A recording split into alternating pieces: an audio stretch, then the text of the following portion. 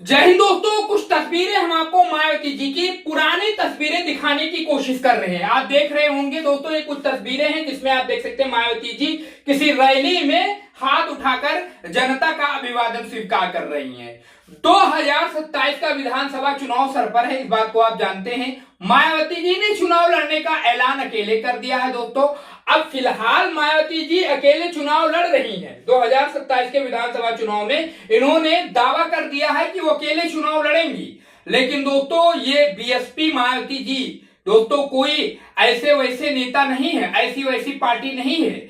प्रदेश में इनकी सरकार रह चुकी है और ये जो रैलियों की तस्वीर मैं आपको दिखाने की कोशिश कर रहा हूं, ये उसी जमाने की रैलियों की तस्वीरें हैं मायावती जी की, जब ये मुख्यमंत्री हुआ करती थी। और पिछले दिनों की ही बात है जब लखनऊ में एक रैली हुई थी, सिर्फ एक रैली, और आपने जनता का हुजूम उसमें देखा था कि कितने लोग वहां पर पहुंचे हुए थे। सोचिए दोस्तों, और इस पर आप अपनी कमेंट करके अपनी राय जरूर बताइए कि जब एक रैली का ये आलम है कि वहां पर लोग खड़े होने के लिए जगह नहीं थी, तिल फेंक दो तो जमीन पे न जाए, ऐसा कुछ माहौल था लखनऊ में जो रैली हुई थी मायावती जी की उसमें। लेकिन दोस्तों, आखिर कारण क्या है?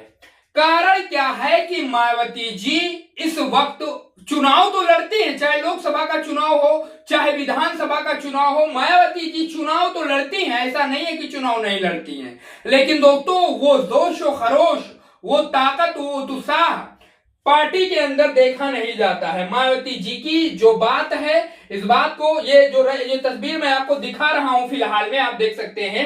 ये जो तस्वीर है ये लखनऊ रैली की है। आप तस्वीरों में देख सकते हैं कि किस तरीके से बिल्कुल हुजूम लगा हुआ है मायावती जी की रैली में। और दोस्तों, इस बात को आप नोट करके रख लीजिए कि 2027 के विधानसभा चुनाव में अगर मायावती जी ज्यादा नहीं दोस्तों 20 रैलियां कर दें उत्तर प्रदेश में, 20 रैलियों की मैं बात कर रहा हूं, नोट करके रख लीजिए, तो दोस्तों अच्छों की खटिया खड़ी कर देंगी, बिस्तरा गोल कर देंगी। ऐसी ताकत रखती है मायावती जी, ऐसी ताकत रखती है बीएसपी पार्टी।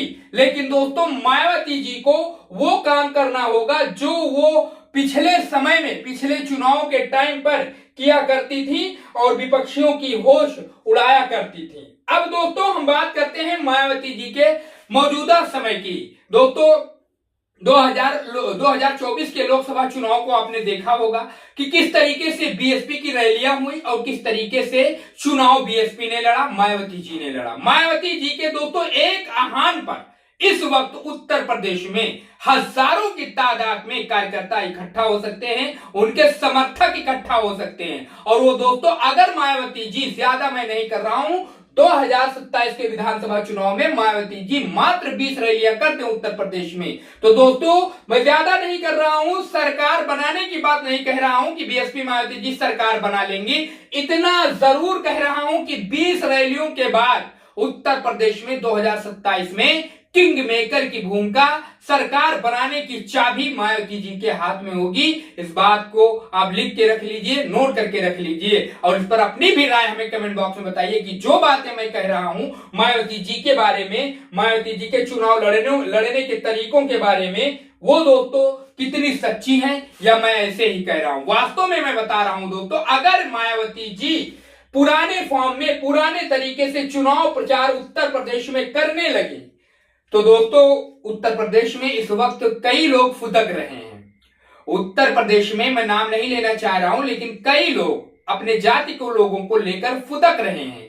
वो दोस्तों, उनका अता पता नहीं चलेगा, उनका अता पता नहीं चलेगा। मायावती जी अगर मजबूती के साथ और ज्यादा नहीं, सिर्फ उत्तर प्रदेश में 2027 की चुनाव में 20 रैलियां कर दें, तो दोस्तों किंग मेकर और सरकार बनाने की चाबी मायावती जी के पास में होगी। अब इस पर अपनी राय कमेंट बॉक्स में हमें जरूर बताइए, चैनल को सब्सक्राइब करिए, और जो बातें मैंने कही है दोस्तों पिछले चुनाव के मुकाबले इस वक्त मायावती जी बीएसपी का जो चुनाव प्रचार करने का तरीका है, वो दोस्तों कितना डिफरेंस है, उसमें कितना जो जगह बन गई है। कमेंट करिए, इस पर अपनी राय बताइए। 2027 में मायावती जी कितनी सीटें जीत सकती हैं, इस पर अपनी राय कमेंट बॉक्स में जरूर बताइए। चैनल को सब्सक्राइब करिए और इस वीडियो को ज्यादा से ज्यादा शेयर करिए।